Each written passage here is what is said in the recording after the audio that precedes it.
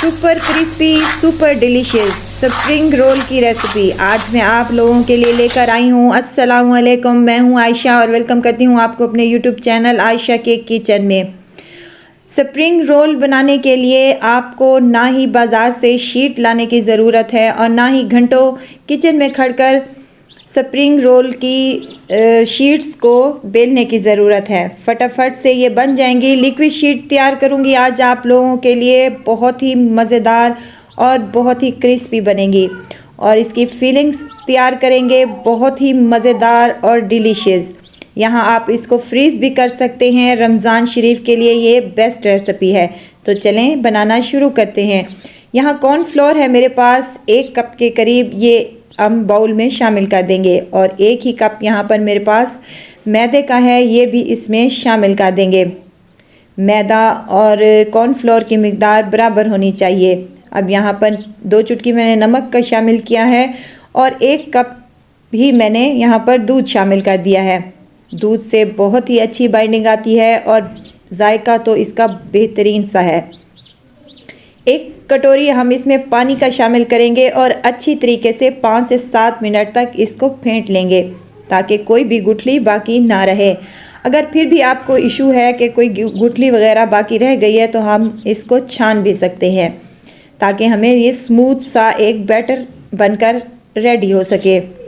तो यहाँ पर मेरे पास बेहतरीन सा बैटर रेडी है माशाल्लाह से। ये लिक्विड डो से बने स्प्रिंग रोल नहायत ही मज़ेदार और क्रिस्पी और क्रंची बनते हैं। तो यहाँ पर मैंने डो रेडी कर ली है। अब यहाँ पर पैन को हम रेडी कर लेंगे। पैन में मैंने यहाँ पर 2 से 3 बूंदें ऑयल की शामिल की हैं, या आप ब्रश की मदद से या किसी टिश्यू पेपर की मदद से कर लें। अब एक प्याज का स्लाइस लेना है और तमाम फ्राई पैन पर फैला देना है ऑयल। अब एक टिश्यू की मदद से तमाम ऑयल को हमने साफ़ कर लेना है। अब जी हमारा यहाँ पर पैन बिल्कुल रेडी है। अब लिक्विड डो का 1 चम्मच भरकर इसमें डाल देंगे और तमाम बैटर को हम इस पैन में फैला देंगे और एक्स्ट्रा जो बाकी हमारा डो बची है वो हम वापस बाउल में डाल देंगे। अब इसको लो फ्लेम पर हम पकने देंगे। जूँ ही पकना शुरू होगा तो इसका ये तरीका है कि इसके किनारे छूटना शुरू हो जाएंगे। हाथ ही की मदद से बेहतरीन सा हमारा ये माशाल्लाह से बनकर रेडी होगा। हल्के हाथों से आप इसको निकाल लें, माशाल्लाह से बेहतरीन सी हमारी शीट तैयार है।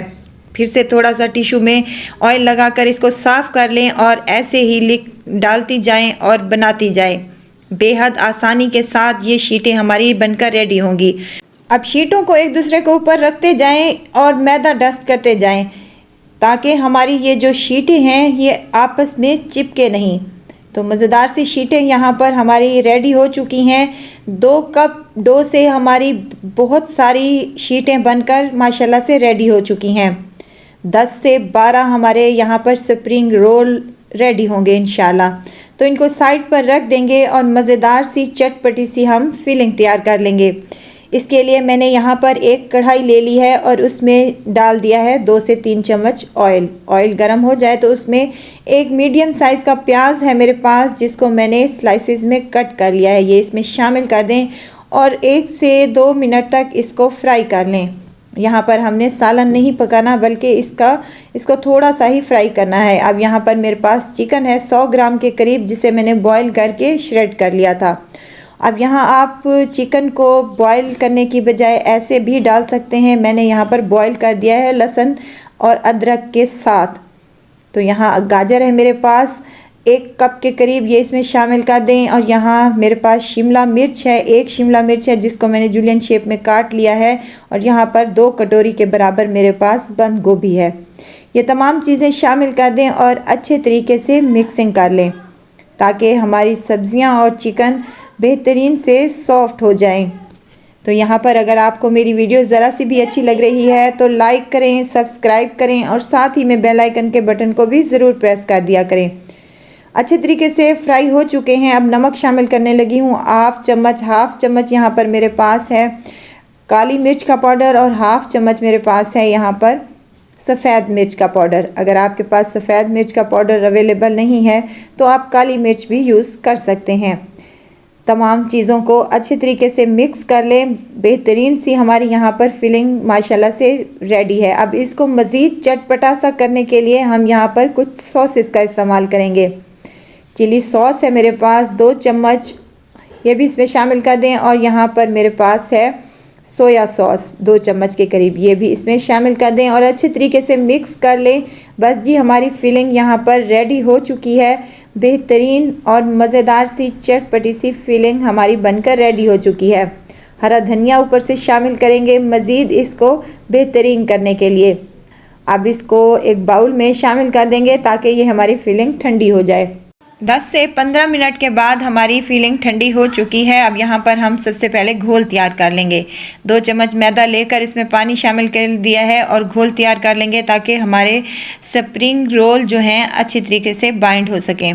अब एक शीट लेनी है और 2 चम्मच इसमें हम फिलिंग के भर लेंगे और साइडों से हम फोल्ड करते हुए इसको हल्के हाथों से हम इसका रोल तैयार कर लेंगे।